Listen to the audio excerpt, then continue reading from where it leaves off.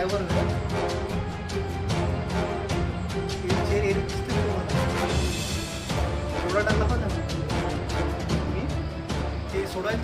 क्या अब गौ तस्करों के हौसले इतने बुलंद हो गए हैं कि वो बेखौफ किसी पर भी हमला कर दें? कौन है वो गौ तस्कर जिन्होंने बजरंग दल को ही निशाना बना लिया और बजरंग दल कार्यकर्ता को अपनी जान गंवानी पड़ी? महाराष्ट्र के यवतमाल जिले के महागांव स्थित बिजौरा टोल नाके पर हुई इस सनसनीखेज घटना ने कई सवाल खड़े कर दिए हैं, क्योंकि अभी तक बजरंग दल कार्यकर्ताओं द्वारा गौ तस्करों की पिटाई और मारपीट से लेकर गिरफ्तारी की खबरें सामने आती रहीं, लेकिन पहली बार मामला उल्टा पड़ गया। आरोप है कि गौ तस्करों ने बजरंग दल कार्यकर्ताओं पर जानलेवा हमला कर दिया और इस मामले में एक बजरंग दल कार्यकर्ता की मौके पर ही मौत हो गई, जबकि अन्य बुरी तरह घायल बताए जा रहे हैं। इस घटना के बाद इलाके में भारी तनाव है और एक बार फिर गौ तस्करी को लेकर कानून व्यवस्था पर बड़े सवाल खड़े हो रहे हैं। तो दोस्तों नमस्कार, मैं इरशाद अली और आप देख रहे हैं यूपी 76 न्यूज़, खबर हमारी दुनिया तक। बस आपसे एक ही निवेदन है, यदि आप फेसबुक पर देख रहे हैं तो फॉलो करें और यदि यूट्यूब पर देख रहे हैं तो चैनल को सब्सक्राइब करके घंटी वाला बटन जरूर दबाएं।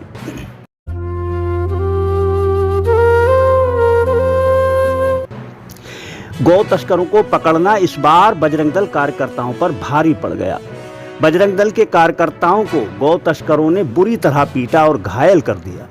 गौ तस्करों ने बजरंग दल के कार्यकर्ताओं को इतना पीटा कि एक कार्यकर्ता की मौके पर ही मौत हो गई और घटना का सीसीटीवी फुटेज सामने आने के बाद तो मानो हड़कंप मच गया है। इस सीसीटीवी फुटेज में गौ तस्करों का आतंक साफ देखा जा सकता है। दोस्तों, आज तक आपने बजरंग दल कार्यकर्ताओं के हाथों गौ तस्करों को पिटते या मरते देखा होगा, लेकिन इस बार मामला उल्टा पड़ गया। ये पूरा मामला महाराष्ट्र के यवतमाल जिले के महागांव तहसील के बिजौरा टोल नाके के पास का है, जहां रविवार देर रात टोल नाके पर मौजूद बजरंग दल के कुछ कार्यकर्ताओं को एक संदिग्ध पिकअप तेज रफ्तार में जाती हुई नजर आई। इस पिकअप में 8 से 10 गौवंश होने की आशंका पर बजरंग दल के कार्यकर्ताओं द्वारा बाइक से उस पिकअप का पीछा किया गया और अपने पीछे बजरंग दल कार्यकर्ताओं को देख गौ तस्करों ने पिकअप की रफ्तार और बढ़ा दी और पास आते हुए बजरंग दल के कार्यकर्ताओं की बाइक में टक्कर मार दी, जिससे बाइक पर सवार 2 बजरंग दल कार्यकर्ता बुरी तरह घायल हो गए। लेकिन तभी बजरंग दल का एक कार्यकर्ता अपनी कार से उसी रास्ते से गुजर रहा था और अपने साथियों को घायल देख वो भी पिकअप के पीछे लग गया।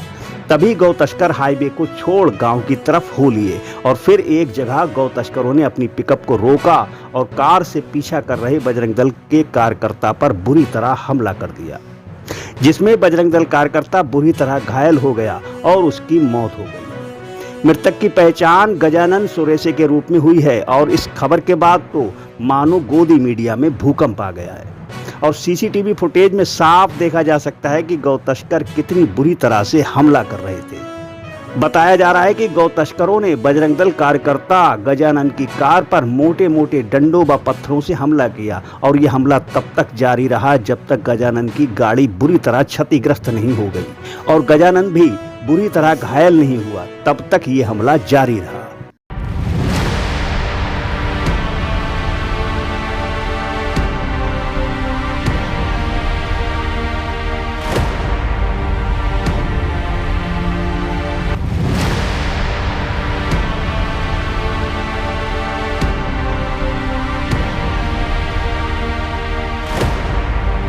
दोस्तों, वहीं पकड़े जाने के डर से गौ तस्करों ने जल्दी पिकअप से गौवंशों को उतारा। बताया गया कि गजानन के शरीर पर बुरी तरह चोटें आईं। घाव इतने गहरे थे कि गजानन ने मौके पर ही दम तोड़ दिया और फिर इस घटना के बाद पूरे इलाके में तनाव का माहौल पैदा हो गया।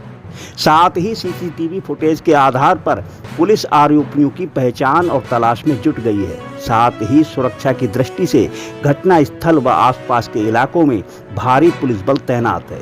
लेकिन बजरंग दल और विश्व हिंदू परिषद के कार्यकर्ताओं ने स्थानीय थाने में पहुंचकर आरोपियों की गिरफ्तारी की जोरदार मांग की है। दोस्तों, फिलहाल आरोपियों की कोई पहचान नहीं हो पाई है, लेकिन इस घटना से साफ पता चलता है कि गौ तस्कर कितने बेखौफ थे।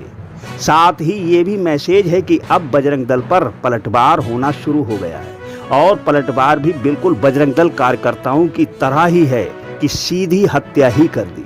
ये घटना महाराष्ट्र की कानून नीतियों पर तो सवाल खड़े करती ही है, साथ ही दर्शाती है कि गौ तस्करों में बजरंग दल कार्यकर्ताओं को लेकर कितना आक्रोश है। साथ ही सवाल खड़ा हो रहा है कि गौ तस्करी पर पूरी तरह प्रतिबंध है तो फिर ये गौ तस्कर कौन थे।